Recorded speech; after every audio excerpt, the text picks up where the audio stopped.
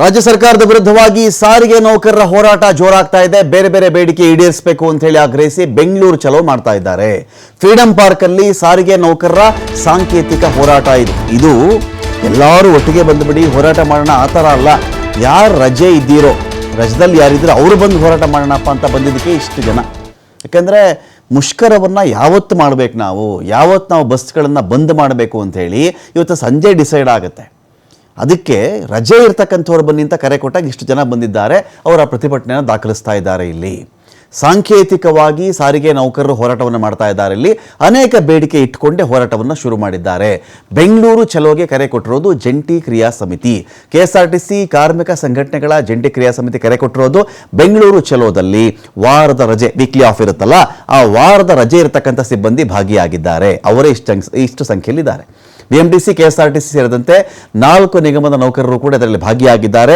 ಸಾಯಂಕಾಲ ಫ್ರೀಡಂ ಪಾರ್ಕ್ನಲ್ಲಿ ಮುಷ್ಕರದ ದಿನಾಂಕ ಪ್ರಕಟವಾಗಬಹುದು. ಇವತ್ತು ಸಂಜೆ ಅದರ ಭವಿಷ್ಯ ಗೊತ್ತಾಗುತ್ತೆ. ಯಾವತ್ತು ಇವರು ಬಂದ್ ಮಾಡಬೇಕು ಅಂತ ತೀರ್ಮಾನ ಮಾಡಿದ್ದಾರೆ ಅಂತ. ಬೇರೆ ಬೇರೆ ಬೇಡಿಕೆ ಈಡೇರಿಸಿದ್ರ ಸರಿ, ವಿವಿಧ ಬೇಡಿಕೆಗಳು ಈಡೇರಿಸ್ತಾ ಇದ್ರೆ ಮಾತ್ರ ನಾವು ಬಸ್ಗಳನ್ನು ಓಡಿಸಲ್ಲ, ಬಸ್ಗಳು ಬಂದ್ ಮಾಡಿಬಿಡ್ತೀವಿ ಅಂತ ಹೇಳಿ ಇವರೆಲ್ಲ ಕೂತಿರುವಂಥ ವಿಚಾರ ಇದು. ನಾಳೆಯಿಂದಾನೇ ಬಸ್ಗಳ ಸಂಚಾರದಲ್ಲಿ ವ್ಯತ್ಯಯ ಕೂಡ ಆಗಬಹುದು. ಬಂದ್ ಯಾವತ್ತು ದಿನಾಂಕ ಫಿಕ್ಸ್ ಆಗುತ್ತೆ ಅದು ಬೇರೆ ವಿಚಾರ. ನಾಳೆಯಿಂದಾನೇ ಬಸ್ಗಳ ಸಂಚಾರದಲ್ಲಿ ಸ್ವಲ್ಪ ವ್ಯತ್ಯಯ ಆಗಬಹುದು, ಏರುಪೇರು ಆಗಬಹುದು ಅಂತ. ಇನ್ನು ಸಾರಿಗೆ ನೌಕರರ ಬೇಡಿಕೆ ಏನು ಅಂತ ಹೇಳಿದ್ರೆ, 38 ತಿಂಗಳ ಕಾಲದ ವೇತನ ಬಾಕಿ ಇಟ್ಕೊಂಡಿದ್ದಾರಲ್ಲ, ಅದು ನಮಗೆ ಬಿಡುಗಡೆ ಮಾಡಬೇಕು. ನೀವು 38 ತಿಂಗಳ ಸ್ಯಾಲರಿ ನಮಗೆ ಒಟ್ಟಿಗೆ ಕೊಡಬೇಕು. ನೀವು 2024 ಜನವರಿ 1ರಿಂದ ಅನ್ವಯವಾಗುವಂತೆ ವೇತನ ಪರಿಷ್ಕರಣೆ ಇರಬೇಕು. ಆಯ್ತಪ್ಪ, ನೆಕ್ಸ್ಟ್ ಮಂತಿಂದ ಕೊಡ್ತೀನಿ, ನಾನು ಮಾರ್ಚಿಂದ ಕೊಟ್ಬಿಡ್ತೀನಿ, ಲೆಕ್ಕ ಹಾಕ್ಕೊಂಡು ಏಪ್ರಿಲ್ ಕೊಟ್ಬಿಡ್ತೀನಿ, ಈ ಥರ ಹೇಳುವುದಲ್ಲ. 2024 ಜನವರಿಯಿಂದ ಕೌಂಟ್ ಮಾಡಿಕೊಂಡು 2026 ಫೆಬ್ರವರಿ ಬಂದಿದೆಯಲ್ಲ, ಇಲ್ಲಿಯವರೆಗಿನ ವೇತನ ಪರಿಷ್ಕರಣೆ ಮಾಡಿ ನಮಗೆ ಕೊಡಬೇಕು. ಅವತ್ತಿಂದ ಅನ್ವಯ ಆಗಬೇಕಾದ ನಮಗೆ, ಇವತ್ತಿಂದ ಅನ್ವಯ ಆಗುವಂತೆ ಮಾಡಿದ್ರೆ ಬೇಕಾಗಲ್ಲ ನಮಗೆ. ಹಿಂದೆ ಸುಮಾರು 2 ವರ್ಷಗಳ ಹಿಂದಕ್ಕೆ ಹೋಗಬೇಕಿದು ಕಥೆ.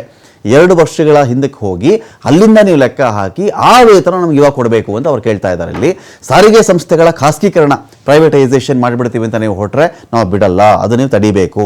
ನೌಕರರ ಮೇಲೆ ಕಿರುಕುಳ ಆಗ್ತಾ ಇದೆಯಲ್ಲ, ಅದು ತಕ್ಷಣ ನಿಲ್ಲಬೇಕು ಅಂತ ಹೇಳಿ ಇಲ್ಲಿ ಅವರು ಒತ್ತಾಯವನ್ನು ಮಾಡ್ತಾ ಇದ್ದಾರೆ.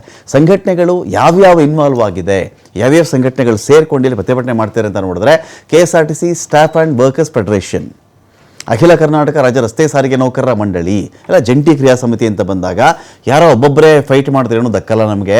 ಎಲ್ಲರೂ ಒಟ್ಟಿಗೆ ಸೇರಿ ನಾವು ಪ್ರತಿಭಟನೆ ಮಾಡಿದಾಗ ಒಗ್ಗಟ್ಟಿನಲ್ಲಿ ಬಲವಿದೆ ಅಂತೇಳಿ ಜಂಟಿ ಕ್ರಿಯಾ ಸಮಿತಿ ಅಂತ ಇವರು ಮಾಡಿಕೊಂಡು ಎಲ್ಲರೂ ಒಟ್ಟಿಗೆ ಸೇರಿ ಪ್ರತಿಭಟನೆ ಮಾಡ್ತಿರೋದು. ಈ ರೈತರ ಹೋರಾಟಗಳಲ್ಲಿ ನೋಡಿದ್ದೀವಲ್ವ ನಾವು, ಯಾವ್ಯಾವುದೋ ರಾಜ್ಯಗಳಲ್ಲಿ ಒಂದೊಂದು ರೈತ ಸಂಘ ಮಾಡುವುದಕ್ಕಿಂತ ದೇಶೀಯ ಮಟ್ಟದಲ್ಲಿ, ಬೇರೆ ಬೇರೆ ರಾಜ್ಯಗಳ ಮಟ್ಟದಲ್ಲಿ ಇರತಕ್ಕಂಥ ಅಷ್ಟೂ ರೈತ ಸಂಘಟನೆಗಳು ಒಟ್ಟಿಗೆ ಸೇರಿ ಪ್ರತಿಭಟನೆ ಮಾಡ್ತಾರಲ್ಲ, ಆ ರೀತಿಯಲ್ಲಿ ಇಲ್ಲಿ ಅಖಿಲ ಕರ್ನಾಟಕ ರಾಜ್ಯ ರಸ್ತೆ ಸಾರಿಗೆ ನೌಕರರ ಮಂಡಳಿ, ಕರ್ನಾಟಕ ರಾಜ್ಯ ರಸ್ತೆ ಸಾರಿಗೆ ನೌಕರರ ಫೆಡರೇಷನ್, ಕೆಎಸ್ಆರ್ಟಿಸಿ ನೌಕರರ ಕ್ಷೇಮಾಭಿವೃದ್ಧಿ ಸಂಘ, ಕರ್ನಾಟಕ ರಾಜ್ಯ ರಸ್ತೆ ಸಾರಿಗೆ ನೌಕರರ ಸಂಘ, ವಿಶ್ವ ಕಾರ್ಮಿಕರ ಕೂಟ, ಕೆಎಸ್ಆರ್ಟಿಸಿ ಪರಿಶಿಷ್ಟ ಜಾತಿ ಪರಿಶಿಷ್ಟ ಪಂಗಡಗಳ ಕ್ಷೇಮಾಭಿವೃದ್ಧಿ ಸಂಘ, ಇಷ್ಟು ಸಂಘಟನೆಗಳು ಸೇರಿಕೊಂಡು ಈ ಪ್ರತಿಭಟನೆಯನ್ನು ಮಾಡ್ತಾ ಇದ್ದಾರೆ.